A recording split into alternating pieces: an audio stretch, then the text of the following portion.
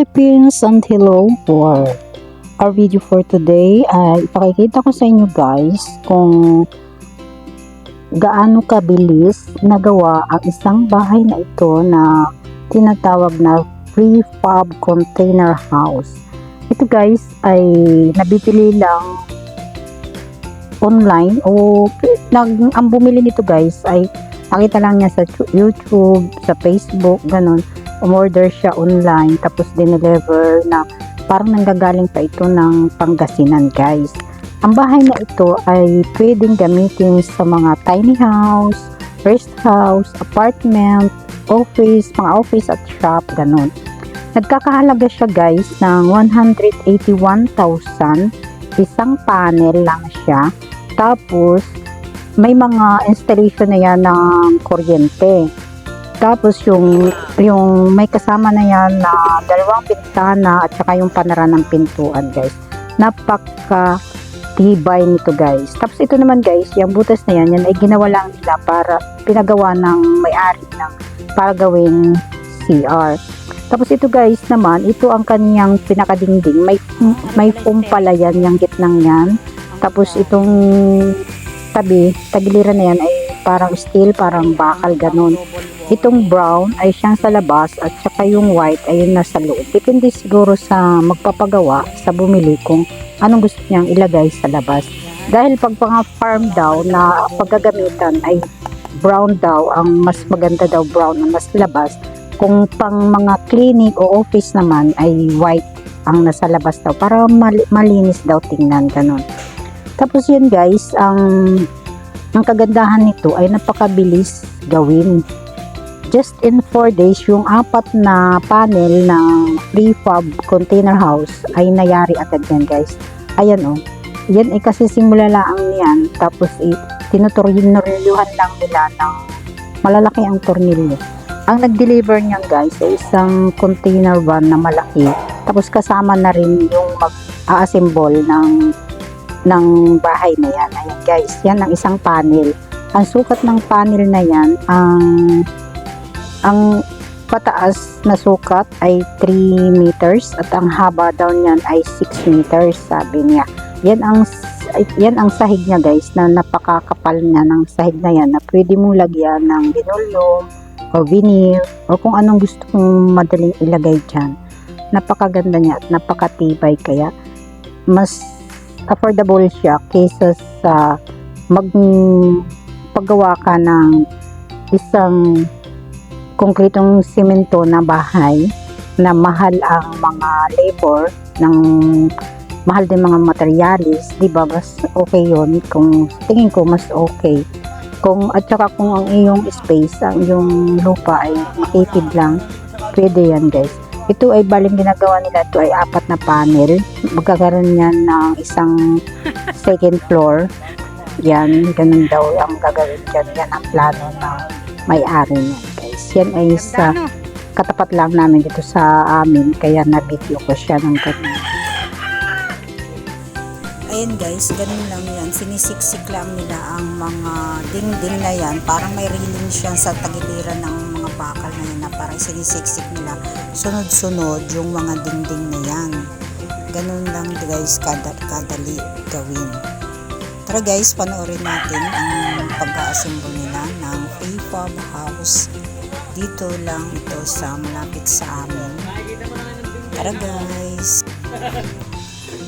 Yan nga pala guys, bago dumating ang order na yan, ay nagpagawa muna ang may-ari niya ng posting yan sa baba para pagka dumating ang order, pag inassemble ganyan, nakapatong siya guys sa poste para medyo kawang siya sa lupa na hindi nakaano sa lupa.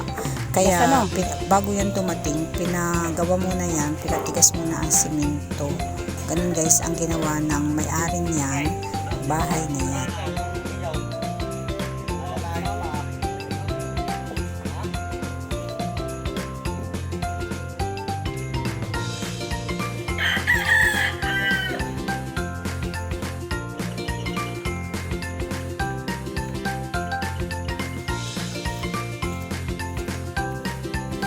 Paano ang bubong niyan? Yung may paganyan din? May ganyan. May ganyan din. Yung parang bahay talagang ano. Ano ang sukat niyan? Na isang panel? Oo, isa lang buo. 3 meters, 6 meters. 6 meters ang haba, 3 meters ang taas. Ang luwang na pa ganyan. Yun po yun. 3 meters. 3 meters and 6 meters. Oo, akin i-vlog at baka may o-order. Ayan, ang ganda. Yan, paikot na. Ang bilis, oo, ang ganda. Yan. Tapos may bintana. Yan, ang ganda na. Wow.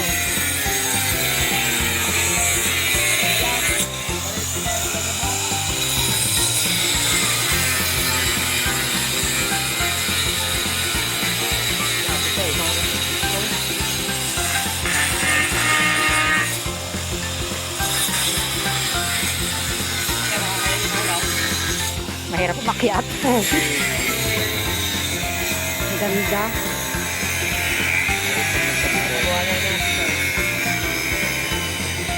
Ang bubong pala, akala ko flat lang. May style din ano. Ang ganda.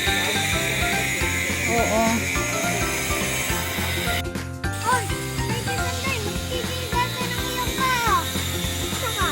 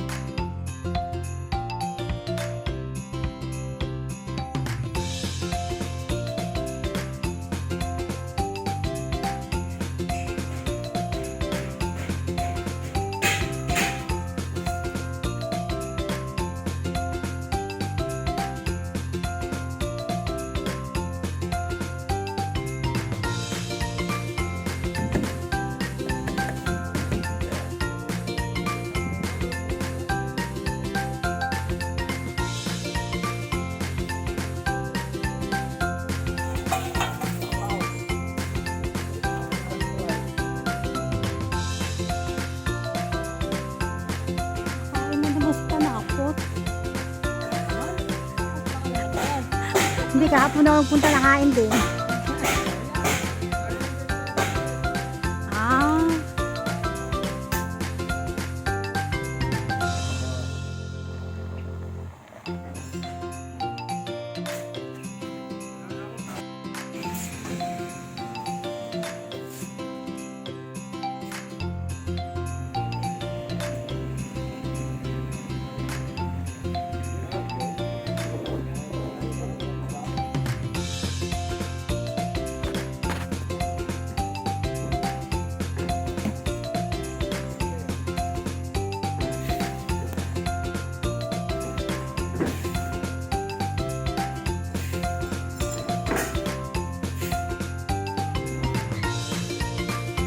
Ayan, day 2 pa lang yan.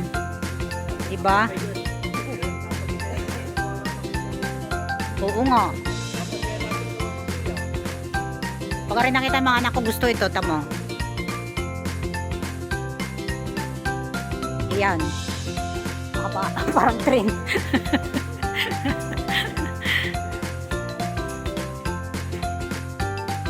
Papasok na. Ayan, may bubong na pala. Ha? May bubong na ito? Ayan, ito ang luang na isang ano niya. Ayan, may saksakan na. Ito na lang kisame niya o lalagyan pa ng double? Pero lalagyan pa yan. Sino maglalagay ng ganyan?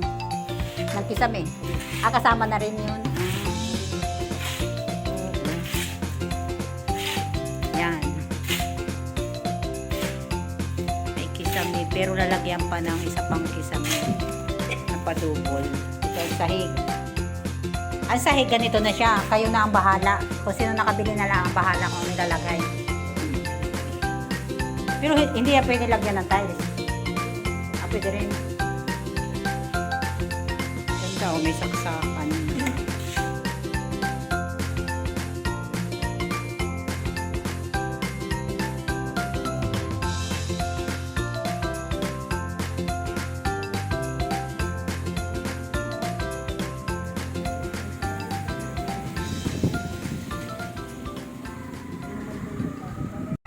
Please subscribe.